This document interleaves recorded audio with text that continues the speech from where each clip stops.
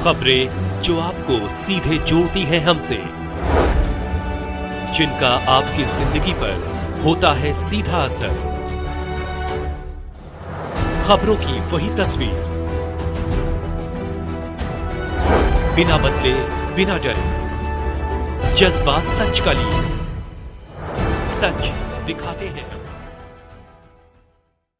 पूर्णिया लोकसभा स्तरीय कार्यशाला का आयोजन। जाप सुप्रीमो पप्पू यादव ने लोकसभा चुनाव को लेकर पार्टी कार्यकर्ताओं को किया आह्वान।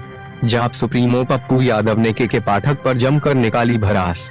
शिक्षकों के साथ अन्याय, अत्याचार, जुल्म बर्दाश्त नहीं। पप्पू यादव, पूर्णिया, बिहार। पूर्णिया के शांति भवन में लोकसभा स्तरीय जाप कार्यकर्ताओं का एक दिवसीय कार्यशाला का आयोजन किया गया। मुख्य अतिथि के रूप में जाप सुप्रीमो पप्पू यादव ने कार्यशाला को संबोधित करते हुए पार्टी के साथियों से लोकसभा चुनाव के लिए कमर कसने का आह्वान किया। वहीं शिक्षा विभाग के सचिव के पाठक पर जमकर भड़ास निकाली। श्री यादव ने कहा कि जहां जाता है उस विभाग को बर्बाद करता है। शिक्षकों के साथ अन्याय, अत्याचार, जुल्म बर्दाश्त नहीं किया जाएगा। कार्यशाला में पार्टी के राष्ट्रीय महासचिव राजेश रंजन पप्पू, पूर्व विधायक भाई दिनेश, प्रदेश महासचिव महेंद्र सिंह यादव, युवा परिषद के प्रदेश अध्यक्ष राजू दानवीर सहित पार्टी के सैकड़ों कार्यकर्ता मौजूद थे।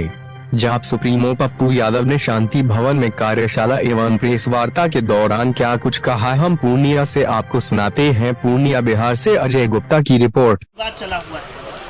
देखिए, मेरा मानना है कि मुझको नहीं पता कि नीतीश कुमार जी इनके बारे में क्या सोचते हैं, के पाठक जी के बारे में। मैं के पाठक जी की सोच को रेस्पेक्ट करता हूँ, लेकिन मैं के पाठक जी से कहना चाहूँगा, सोच से पहले प्रैक्टिकल होने की जरूरत है। आप प्रैक्टिकल नहीं हैं। आप जिस भी विभाग में गए, आप गए खान विभाग में, चौपट हो गई। आप गए मद्य निषेध में, चौपट कर दिया। आपने मद्य निषेध को नहीं रोक पाए। आप उठा करके देख लीजिए, के पाठक जी जिस विभाग में गए, क्या उस विभाग में कुछ भी, हर दिन सुबह कोई निर्णय, शाम में कोई ऑर्डर, सुबह कोई बैठक, कल के दिन कोई ऑर्डर, कभी 5 बजे तक रहेंगे। क्या ये संविधान से के पाठक जी ऊपर हैं? हम के पाठक जी से जानना चाहेंगे, आप 67% आपके पास टीचर नहीं और 70-80% आपके पास लैब से लेकर के किसी भी तरह की सुविधा नहीं है, रूम नहीं है। 18,000 स्टूडेंट होने के बाद 17 रूम है। 8,000 स्टूडेंट मरवाड़ी कॉलेज में होने के बाद मात्र 13 रूम है। जीडीएस कॉलेज में 17 रूम है।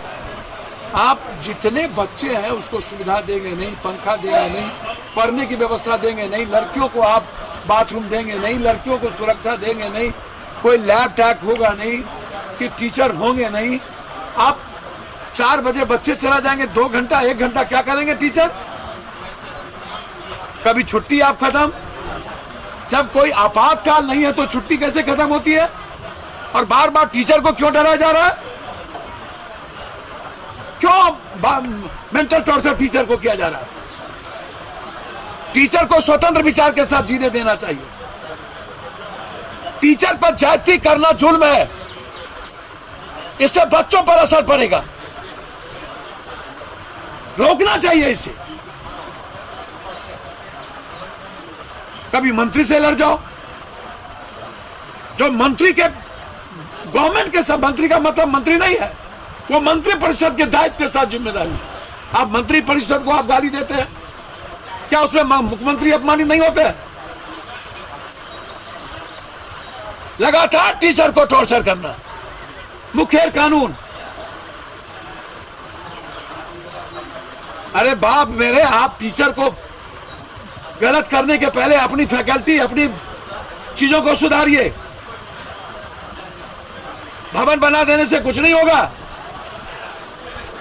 आप लाइए क्वालिटी और क्वांटिटी वाला। कभी आप कोचिंग, इसको लेकर क्या कहेंगे? बीजेपी और कांग्रेस दोनों दावे कर रहे हैं। देखिए, मैं आपको क्लियर कह दूं, दिख जाएगा आपको। कांग्रेस 5 भी जीत सकती है, 4 तो जीतेगी ही जीतेगी किसी भी कीमत पर। उस पर कोई चर्चा, कोई बहस की बात ही नहीं। उस पर भूल जाइए। उस पर वो आप समझ लीजिए कि मुझको लगता है कि सकारात्मक राजनीति चाहती है यह देश, निगेटिविटी नहीं चाहती किसी भी कीमत पर। मैं समझता हूँ कि किसी भी परिस्थितियों में